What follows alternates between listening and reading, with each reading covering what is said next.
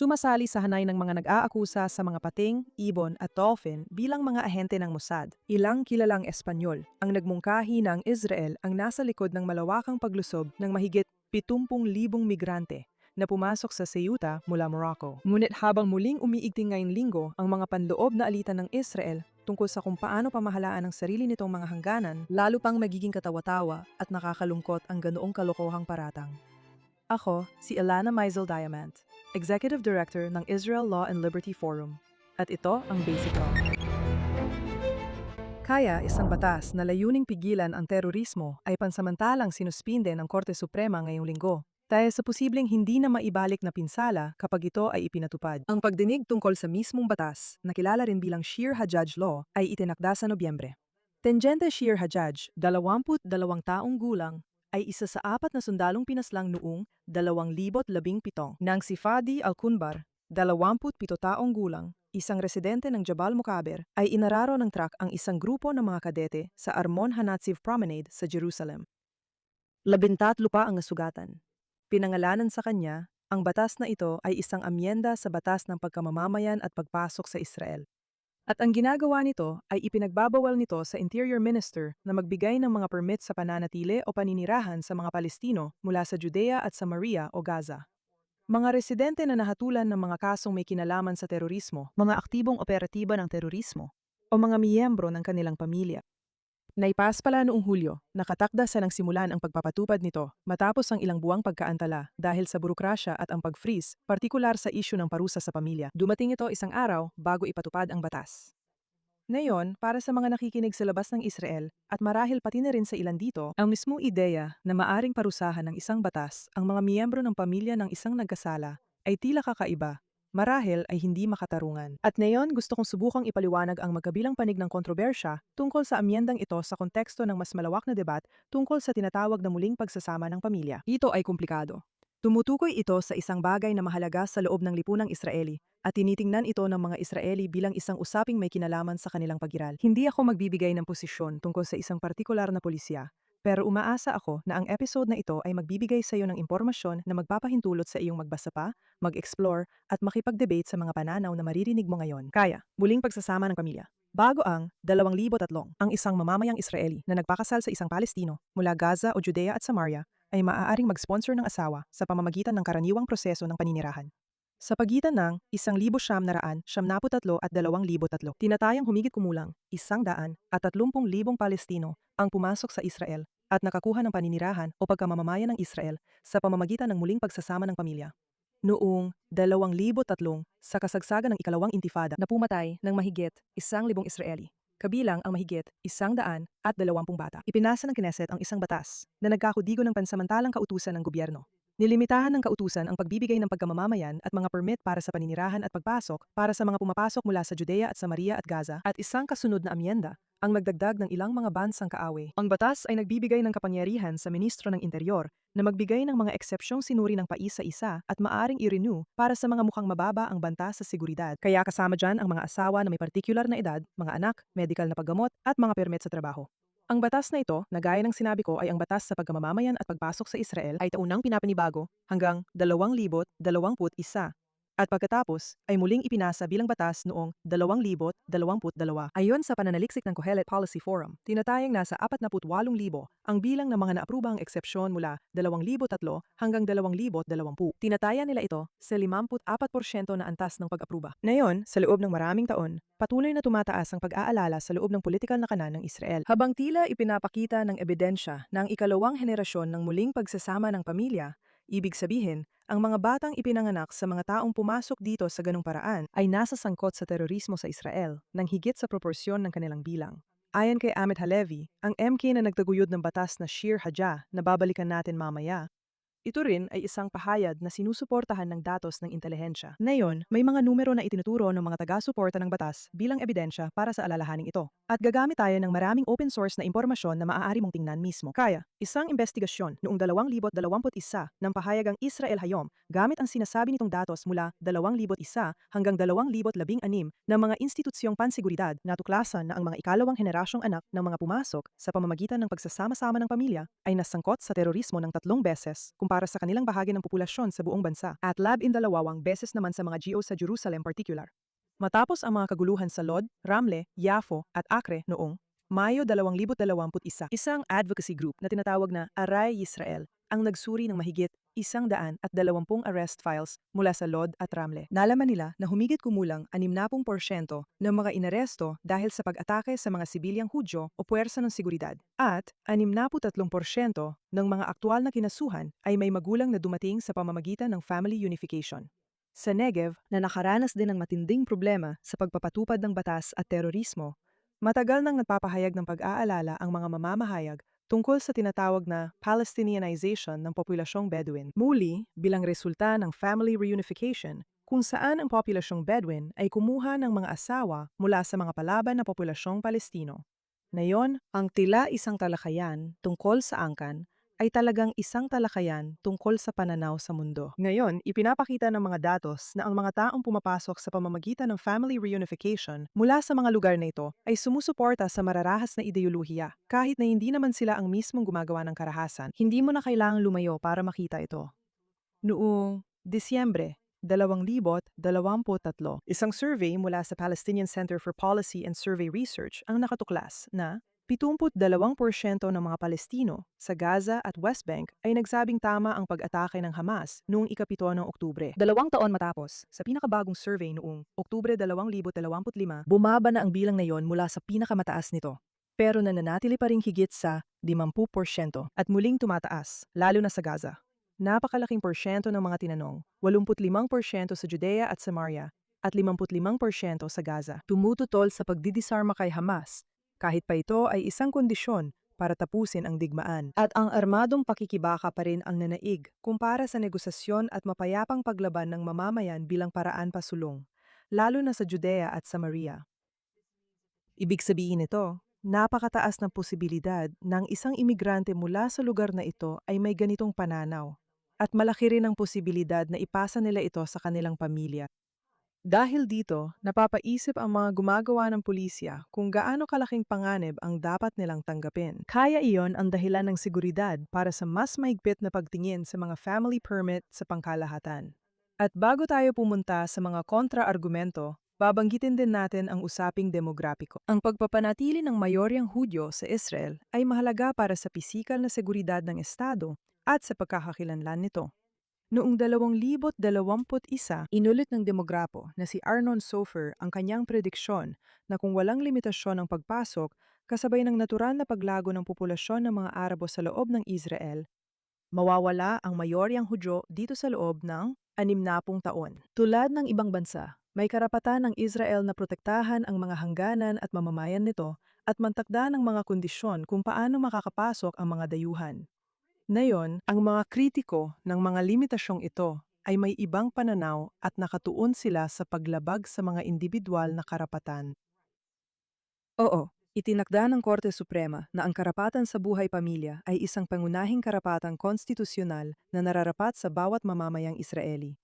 Bukod pa dyan, ayon sa mga kritiko ng batas, ang mga Arabeng Israeli ang mas naapektuhan kaysa sa iba dahil sila ang bumubuo. Sila lahat ng mga nagpapakasal sa mga Arabe mula sa mga lugar na sakop ng otomatikong pagbabawal na ito, maliban sa mga eksepsyon. Sa pagsuri sa bawat aplikante, kailangan timbangin ng Israel ang mga alalahanin nito sa seguridad laban sa pangako nito sa pagkakapantay-pantay at karapatang pantao. At ang Korte Suprema ay 3 beses nang sinubok ang batas na ito sa pagkamamamayan, 2 beses sa ngayon, at iniwan itong ipinatutupad sa pinakamakitid na lamang na agwat ng isang boto sa butong 6 laban sa 5. Noong 2006 na siyang unang kaso, may tanong kung alin sa mga konstitusyonal na karapatan ang sa tingin ng mga mahistrado ay nilabag, kung meron man, at kung ano ang tamang bigat para sa mga alalahanin sa seguridad na nasa likod ng batas. Sa huli, nagpasya ang korte na ang anumang paglabag sa karapatan sa pag-aasawa at sa karapatan sa pagkakapantay-pantay ay proporsyonado, dahil ang mga nagnanais pumasok ay nagmumula sa isang lugar na nasa estado ng digmaan o halos digmaan laban sa Israel. Dagdag pa rito, maaring magbigay ng mga eksepsyon ang estado. Sa ibang salita, kahit na may mga konstitusyonal na karapatan na nakataya para sa mga mamamayan ng Israel, minsan, ang pangangailangan at seguridad ay malungkot na nangangailangan na isantabi ang mga karapatang iyon upang makapagligtas ng mga buhay. Samantala, ang minuryang opinyon ni punong mahistrado Aharon Barak ay nagsabing, ang batas ay labis na lumalabag sa mga konstitusyonal na karapatan at dapat itong pawalang bisa. Binanggit niya ang mga naunang desisyon ng korte. Sa balance na ito, hindi maaring ganap na maprotektahan ang mga karapatang pantao na parang walang terorismo, at hindi rin maaring ganap na maprotektahan ang seguridad ng Estado na parang walang mga karapatang pantao. Isang masilan at sensitibong balanse ang kinakailangan. Ito ang halaga ng demokrasya. Mahal ito, ngunit sulit naman. Noong 2012, sa harap ng ibang panel ng 11 mahistrado, muling dininig ng korte ang hamon at halos pareho rin ang naging resulta sa parehong bilang ng boto. 6-5, kabilang ang isang mahistrado na lumipat sa minorya. Dahil wala na si Barak sa korte sa puntong ito, binuksan ng mayoryang opinyon ang desisyon sa pamamagitan ng pagbanggit ng isa sa kanyang sariling mga linya. Ang mga karapatang pantao ay hindi isang reseta para sa pambansang pagpapakamatay. Ngayon, ang batas sa pagkamamamayan at pagpasok ay muling nasa korte mula pa noong 2022 na ang mga nagrereklamo ay naghangad na tuluyang ipawalang bisa ito na hiwalay na kaso mula sa amyendang Tiagay na tatalakayin natin maya-maya. Ang labang ito ng buhay at kamatayan, kung sino ang magpapasya at paano. Paano nga ba? Ay siyang sentro ng pinakamalalaking legal na debate sa Israel.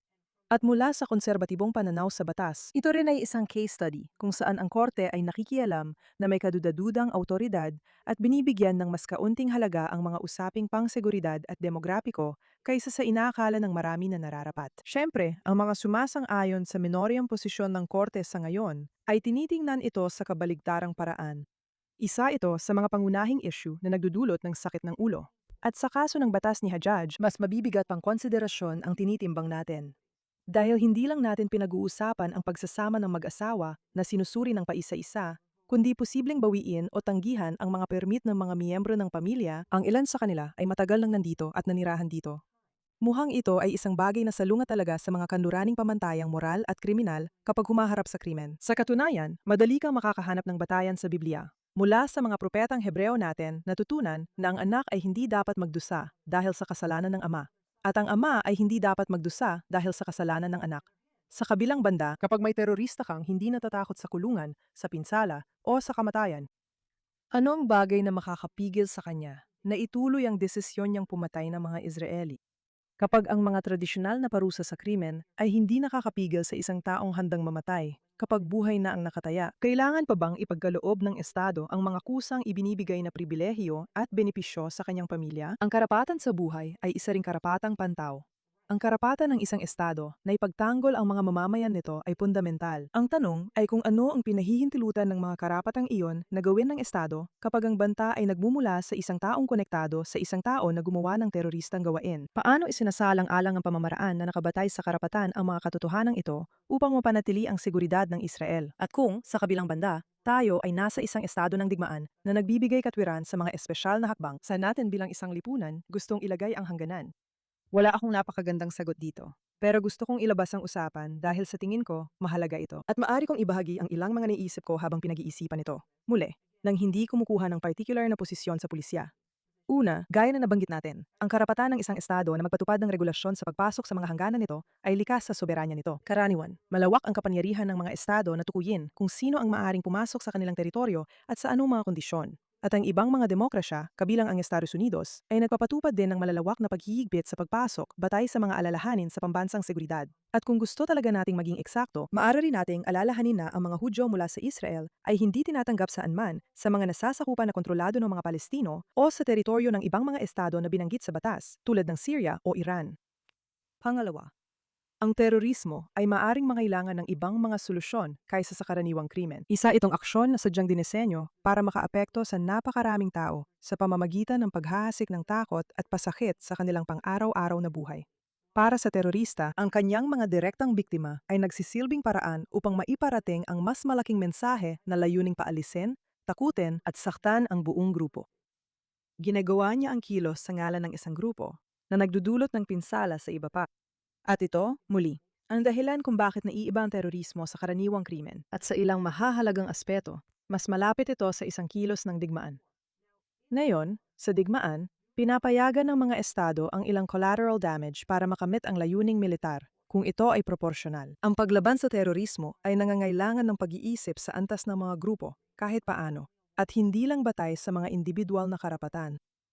At mas nagiging mahalaga ang tanong na iyan sa mga lipunan kung saan ang pamilya, angkan, at pagkakakilanlan ng komunidad ay may napakalakas na papel. Pangatlo, Kapag nakaabot ka na sa mga miyembro ng pamilya, nagiging mahirap na talaga ang usapan dahil nakabatay tayo sa kanluraning pananaw sa mga individual na karapatan. Pero ang ganitong balangkas ng pag-iisip ay tila nahirapan ding harapin ang mga pangyayari tulad ng terorismo o malawakang migrasyon sa kanluran at hindi lang sa Israel. Ang problema ay ang mga individual na karapatang maaring ipaglaban ay pwedeng magsama-sama at maging banta sa karapatan ng ibang tao.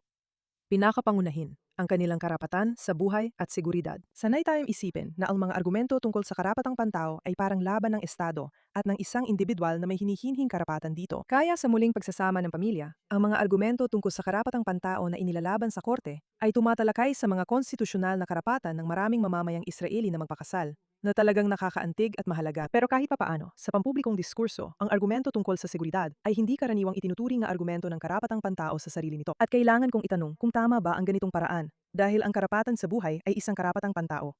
Ang karapatan sa sariling pagtatanggol ay isang karapatang pantao. Sila ang pinakapangunahing mga karapatan. Kaya paano mo susukatin ang banggaan ng mga karapatang pantao? Karaniwan, ang lehislatura ang nagdedesisyon yan, pero sa praktika dito, malamang na ang korte ang magpapasya. Pero naniniwala ako na ang mga nagtatanggol sa posisyon na ang mga miyembro ng pamilya ay dapat mawalan o hindi kailanman makakuha ng residency status ay kailangan ding ilahad ang kanilang mga argumento batay sa karapatang pantao. Ngayong Nobyembre, mas marami pa tayong maririnig tungkol sa batas ni Sheer Hajjaj.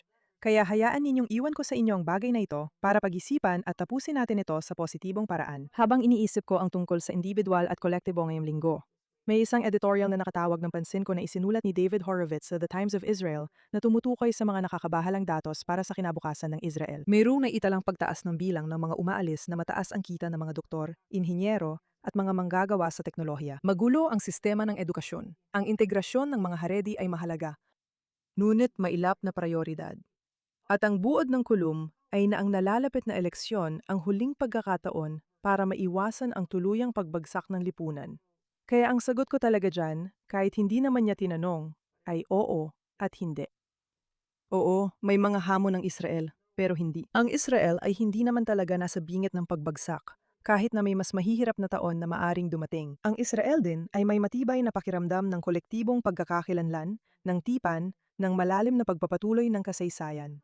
Ang katatagan ng bansang ito ay hindi lang nagmumula sa mga ekonomikong sukatan. Ito ay nagmumula sa isang pinagsasaluhang pakiramdam ng kolektibong tadhana. At kaugnay niyan, isang survey ng Sohar na inilatala ngayong tagsibol ang nagsabing 48% ng mga Israeli ang nagulat ng mas pinatibay na koneksyon sa kanilang pagkakakilan ng Hudyo mula noong ika-7 ng Oktubre, kumpara sa 12% lamang na nagsabing humina ang kanilang koneksyon. 65% ang nagsabing mas tumibay ang kanilang koneksyon sa estado at sa mismong lupain.